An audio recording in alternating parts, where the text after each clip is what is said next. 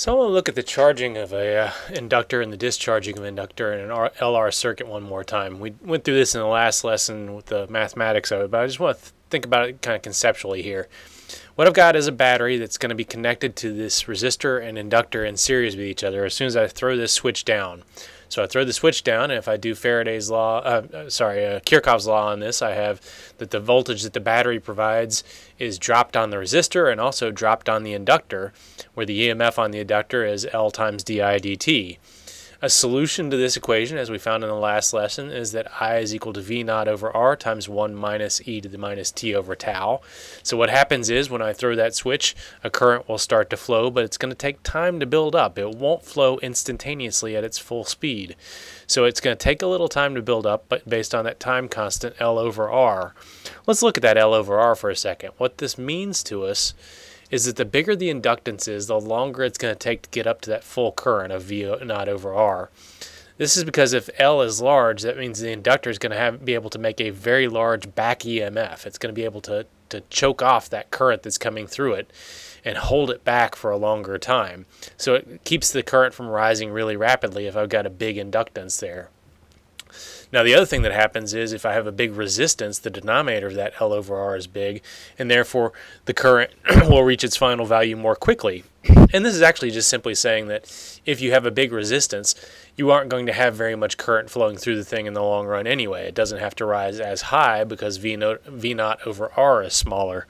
And the point I actually want to make here is that you'll notice that when I get to very large times, the current just turns into V naught over R. It's just the current that flows through the resistor as if the inductor weren't even there. The inductor is, after all, just a piece of wire when it's got a magnetic field in it. It's only when the field is changing because the current is changing that anything is different about that coil there in L. So let's take a look at this when I flip the switch up. So I'm going to flip the switch up, which takes the battery out of the circuit and now allows the resistor and inductor to discharge, if you will. Now the Kirchhoff's law equation is going to be negative IR minus L times di dt is equal to 0. There's no battery anymore. And a solution to this guy is that I is equal to I naught times e to the minus t over tau.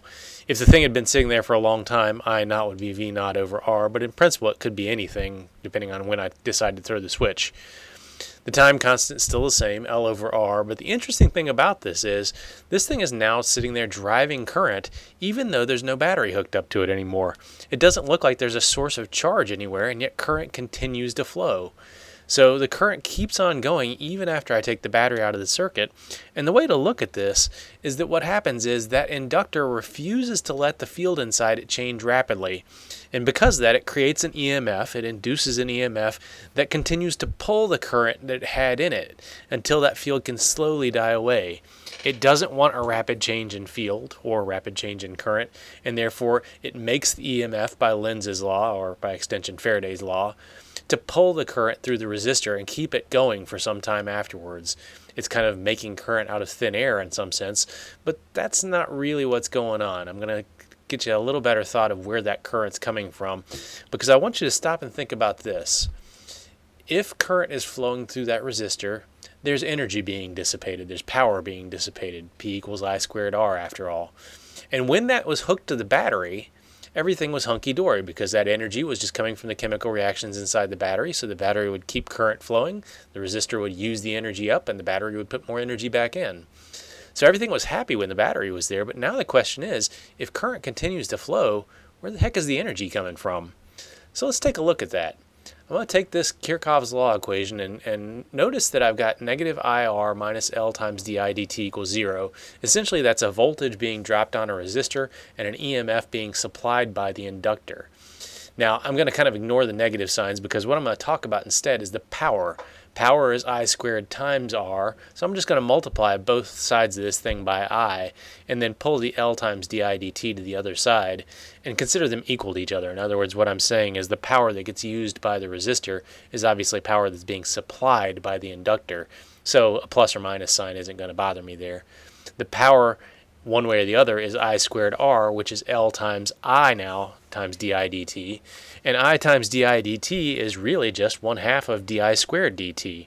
take a look at that and make sure you can chain rule that thing back again and repeat this. But one way or another, I can take the ddt and pull it out front here. Notice L and 2 don't depend on time, so that right side of the equation is really just ddt of 1/2 of Li squared, and P is just du dt, U being the energy. So what this means is the energy stored in that inductor must be 1/2 Li squared. So an inductor stores energy in it when current flows through it. Now, that still doesn't answer the question where the energy is being stored, so let's go back and think about this, recalling what we already know about capacitors. If you'll remember, there's energy stored in a capacitor that's equal to 1/2 CV squared, and that energy was stored in the electric field. So it's going to make sense to us that the energy we've got stored in this inductor is being stored in the magnetic field. Let's walk through it and see how this happens. The prototypical capacitor, if you will, is a parallel plate, so C would be epsilon naught A over D. And our kind of model of an inductor is a solenoid, so we have L is equal to mu naught N squared A over L. I could do this more generally, but I'm going to stick to the simple cases of what we know and love in terms of a parallel plate and a solenoid. So if I take these guys, I'm going to multiply both sides by 1 over D, and I'm going to pull a 1 over D out of the capacitor equation. I'm going to pull an L out of the inductor equation.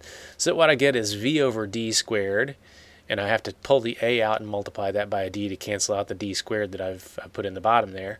And on the inductor side, I now have an N over L squared. So I've got an A times L that I've pulled out. My reason for doing this is because V over D for the capacitor was the electric field strength, and mu naught Ni over L for the inductor was the magnetic field strength. And A times D for the capacitor is the volume of the capacitor, and A times L for the inductor is the volume of the inductor. So if I just divide the volumes across, what I've got here is the energy stored in a unit of volume, so the energy per volume, is 1/2 epsilon naught E squared for the capacitor, and it's 1/2 B squared over mu naught for the inductor. The point here being that in both cases I have the energy storage being related to the square of the field strength. A capacitor stores its energy by creating an electric field inside. An inductor stores its energy by creating a magnetic field inside. So even though it's easy to see for a capacitor that I've got charge piled up and I can continue to draw that to make a current happen as I discharge a capacitor, I still have the case for an inductor that even though I don't have charge stored up, I've got magnetic field stored up, and there's energy in that will continue to keep the current running until I discharge the B back down to 0.